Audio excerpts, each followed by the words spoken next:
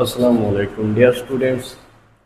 آج ہم بایولوجی کا سیکنڈ ٹاپک جو سب فیلڈس آف بایولوجی ہیں ان کو اسٹڈی کرنے جا رہے ہیں. سب فیلڈس کو اردو میں ذیلی شعبے بھی کہا جاتا ہے یا برانچز آف بیالوجی کی شاخیں. فرسٹ ون جو ہے وہ ہے مارفالوجی.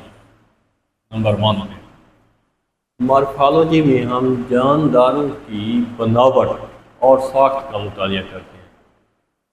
یہ بات آپ نے یاد رکھنا کہ ہم نے جانداروں کی مطلب اس میں جانور بھی شامل ہیں، پودے بھی شامل ہیں، مائکرو آرگنزم، ایوری تھنگ. ان کی بناوٹ، ان کی ساخت کا مطالعہ کرنا ہے کہ جانداروں کی شکل و صورت، ظاہری شکل و صورت کیسے ہوتی ہے، ان کے رنگ، پیٹرن وغیرہ، یا اس کے علاوہ ان کے اعضاء کا مطالعہ بھی ہسٹالوجی میں ہم کرتے ہیں.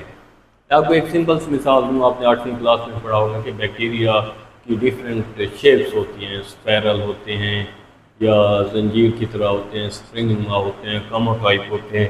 تو وہ جو تھی نا، وہ انفیکٹ آپ نے مارفالوجی ان کی اسٹڈی کی تھی، ان کی ظاہری شکل و صورت کس طرح کی ہے. سیکنڈ برانچ یا second sub field is anatomy. Anatomy کیا ہے؟ اناٹمی میں ہم انسان کا یا کسی بھی جانور کا، کسی بھی جاندار کا، تمام جانداروں کا اندرونی سٹرکچر، انٹرنل سٹرکچر، انسان ہو تو انسان کا بھی اندرونی جسمانی ساخت کا مطالعہ کیا جاتا ہے.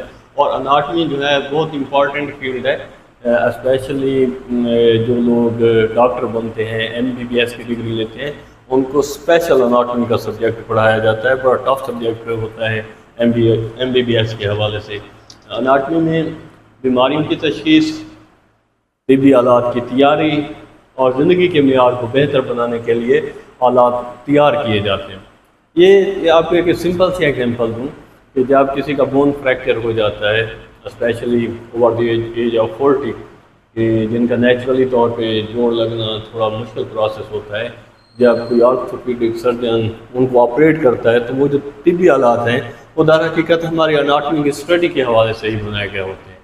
تو اس میں کس طرح کا راڈ فٹ ہونا ہے، کس طرح کے اسکریو لگنے ہیں، کس طرح کی پلیٹس فٹ ہونی ہے، تو یہ سارا پروسیس اناٹمی کے ذریعے ہی پتہ چلایا جاتا ہے. Third one is physiology.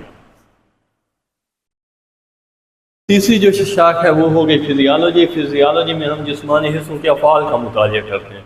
یا یوں سمجھ لیں ہمارے جسم کے اندر مختلف جو سسٹمز چل رہے ہیں، جیسے ریسپیریٹری سسٹم ہے، ایکسکریٹری سسٹم ہے، سرکولیٹری سسٹم ہے، ان سسٹم کے افعال کا مطالعہ ہم فزیالوجی میں کرتے ہیں. صرف ہمارے اندر یہ سسٹم نہیں چل رہے، تمام جانداروں کے اندر سسٹم چل رہے ہوتے ہیں. اسی طرح خون کی گردش کے نظام، خون کیا کام کر رہا ہے، کس طرح آکسیجن لے کے جا رہا ہے، ہیموگلوبن کا کیا رول ہے، خون کے اندر جو باقی سیلز ملے ہوئے ہیں وہ اپنا کیا کردار ادا کر رہے ہیں، سارا فزیالوجی کے اندر آتا ہے. اسی طرح پلانٹ فزیالوجی بھی ہم پڑھتے ہیں کہ پلانٹ کے اندر سسٹمز ہیں، روٹ سسٹم، شوٹ سسٹم، پھر وہ کس طرح ٹرانسپائریشن ان کے اوپر پانی کو جڑ سے لے کے تنے تک اور پھر تنے سے پتے تک لے کے جا رہی ہے.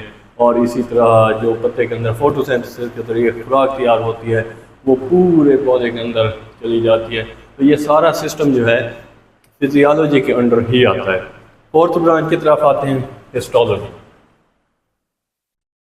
ہسٹالوجی میں ہم ٹیشوز کا مطالعہ کرتے ہیں. ہم نے یہ بات نوٹ کرنی ہے کہ ہسٹالوجی جو ہے وہ اسٹڈی آف ٹیشوز ہے، ٹیشوز کا مطالعہ. لیکن ٹیشوز مائکروسکوپک ہوتے ہیں کیونکہ ہمیں نیکڈ آئی سے نظر ہی نہیں آتی، عام آنکھ سے ہمیں نظر ہی نہیں آتی. تو ٹیشوز کی اسٹڈی کے لیے ہم مائکروسکوپ کا استعمال کرتے ہیں.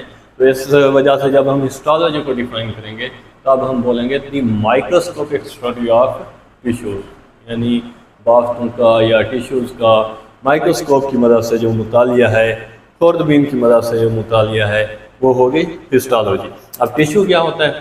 سیل نام آپ لوگوں نے سنا ہے، بیسک یونٹ آف لائف، کہ ہماری زندگی کی بنیاد، ہماری زندگی کا یونٹ، بنیادی اکائی، ہماری نہیں تمام جانداروں کی زندگی کی جو بنیادی اکائی ہے وہ سیل ہوتی ہے.